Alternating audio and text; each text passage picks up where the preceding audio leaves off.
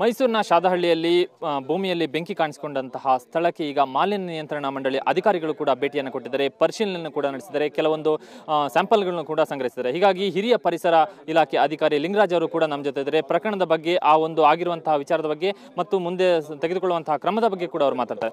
ಲಿಂಗರಾಜ್ ಅವರೇ, ಸ್ಥಳಕ್ಕೆ ಈಗ ನೀವು ಇವತ್ತು ನಿಮ್ಮ ಅಧಿಕಾರಿಗಳ ತಂಡದೊಂದಿಗೆ ಭೇಟಿಯನ್ನು ಕೊಟ್ಟಿದ್ರಿ, ಪರಿಶೀಲನೆಯನ್ನು ಕೂಡ ನಡೆಸಿದ್ರಿ.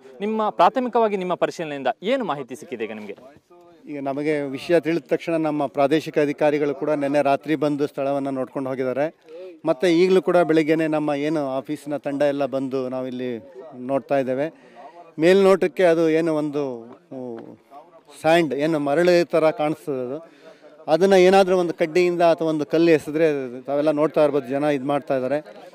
ಕೆಳಗಡೆಯಿಂದ ಒಂಥರ ಬುಗ್ಗೆ ಬಂದಂಗೆ ಬರ್ತಾ ಇದೆ, ಬಿಸಿ ಗಾಳಿ ಬರ್ತಾ ಇದೆ.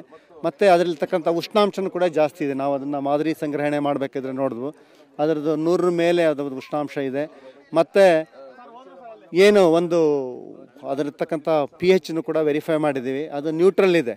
ಹಾಗಾಗಿ ಏನು ಇದು ಯಾವ ರೀತಿ ಅಥವಾ ಯಾವುದು ಕೆಮಿಕಲ್ ಎಲ್ಲಿಂದ ಬಂದಿರಬಹುದು, ಅಥವಾ ಕೈಗಾರಿಕೆ ತ್ಯಾಜ್ಯ ಇರ್ಬೋದಾ, ಅಥವಾ ಏನು ಇದಕ್ಕೆ ಮುಖ್ಯ ಕಾರಣ ಈ ಥರ ಬೆಂಕಿ ಉತ್ಪತ್ತಿ ಆಗಬೇಕಾದ್ರೆ, ಈ ಥರ ಶಾಖ ಉತ್ಪತ್ತಿ ಆಗಬೇಕಾದ್ರೆ ಅಂತಕ್ಕಂಥದ್ದನ್ನು ಇನ್ವೆಸ್ಟಿಗೇಟ್ ಮಾಡಬೇಕಾಗ್ತದೆ. ಇದಕ್ಕೆ ಹೆಚ್ಚಿನ ಒಂದು ರೀತಿಯಲ್ಲಿ ನಮಗೆ ಏನು ಮಂಡಳಿಯ ತಾಂತ್ರಿಕ ಸಲಹಾ ಸಮಿತಿ ಸದಸ್ಯರುಗಳು ಮತ್ತು ಇದರಲ್ಲಿ ನುರಿತಂಥ ಒಂದು ಟೀಮನ್ನು ಕೂಡ ಬರ್ತಾ ಇದ್ದಾರೆ ಬೆಂಗಳೂರಿಂದ. ಮತ್ತು ಇಲ್ಲಿ ಮೈಸೂರಿನಲ್ಲೂ ಕೂಡ ವಿವಿಧ ಇಲಾಖೆಗಳಿಂದ ಕೂಡ ಮೈನ್ಸ್ ಆ್ಯಂಡ್ ಜಿಯಾಲಜಿ ಇರ್ಬೋದು, ಮತ್ತು inspector of factories and boiler ಇರ್ಬೋದು, ಮತ್ತು ಇಂಜಿನಿಯರಿಂಗ್ ಕಾಲೇಜಿನ ಪ್ರೊಫೆಸರ್ಗಳಿರ್ಬೋದು, ಅವ್ರನ್ನೂ ಕೂಡ ಎಲ್ಲ ರಿಕ್ವೆಸ್ಟ್ ಮಾಡಿದ್ದೀವಿ, ಅವ್ರನ್ನೂ ಕೂಡ ಬರ್ತಾ ಇದ್ದಾರೆ.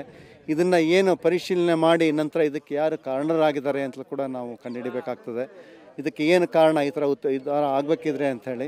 ಮತ್ತು ಯಾವುದೇ ಒಂದು ಕೈಗಾರಿಕೆ ಇದರಿಂದ ಹಾಕಿದರೆ ಅವ್ರ ಮೇಲೆ ಏನು ಕ್ರಮ ಕೈಗೊಳ್ಳಬೇಕು, ಅಥವಾ ಕೈಗಾರಿಕೆಯಿಂದ ಬಂದಿದೆಯಾ ಅಥವಾ ಬೇರೆ ಥರ ಏನಾದರೂ ವೇಸ್ಟಾ ಅಂತಕ್ಕಂಥದ್ದನ್ನು ನಾವು ಅದನ್ನು ಇನ್ವೆಸ್ಟಿಗೇಟ್ ಮಾಡಿ ಹೇಳಬೇಕಾಗ್ತದೆ.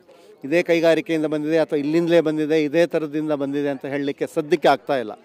ಅದು ತಜ್ಞರು ಬಂದು ಅದನ್ನು ಒಂದು ಪರಿಶೀಲನೆ ಮಾಡಿ ಅದನ್ನು ಮಾಡಿದಾಗ ಇಂಥದೇ ಕಾರಣ ಅಂಥೇಳಿ ನಾವು ಇದು ಮಾಡಬೇಕಾಗ್ತದೆ. ಮತ್ತು ಇದನ್ನು ಮಾದರಿಗಳನ್ನು ಕೂಡ ನಾವು ಸಂಗ್ರಹಣೆ ಮಾಡಿ ಈಗಾಗಲೇ ನಮ್ಮ ಪ್ರಯೋಗಾಲಯಗಳಿಗೆ ನಾವು ಕಳಿಸ್ಕೊಟ್ಟಿದ್ದೇವೆ. ಇದಕ್ಕೆ ಏನು ಕಾರಣ ಏನಿರ್ಬೋದು, ಇದರಲ್ಲಿ ಈ ಥರ ಒಂದು ರಿಯಾಕ್ಷನ್ ಆಗಲಿಕ್ಕೆ, ಈ ಥರ ಬಿಸಿ ಬರಲಿಕ್ಕೆ ಏನು ಮುಖ್ಯ ಕಾರಣ ಅಂತ ಗೊತ್ತಾಗ್ತದೆ. ಇದಿಷ್ಟು ಶಾದಹಳ್ಳಿಯಲ್ಲಿ ಕಾಣಿಸಿಕೊಂಡಂತಹ ಬೆಂಕಿ ಪ್ರಕರಣದ ಬಗ್ಗೆ ಮಾಲಿನ್ಯ ನಿಯಂತ್ರಣ ಮಂಡಳಿಯ ಹಿರಿಯ ಪರಿಸರ ಅಧಿಕಾರಿಗಳು ಸುವರ್ಣ ಜೊತೆ ಹಂಚಿಕೊಂಡಂತಹ ಅಭಿಪ್ರಾಯಗಳು. ಮೈಸೂರಿನಿಂದ ಕ್ಯಾಮ್ರಾಮನ್ ಗಗನ್ ಜೊತೆ ಕಿರಣ್ ಹನ್ನೇಡ್ಕ, ಸುವರ್ಣ ನ್ಯೂಸ್.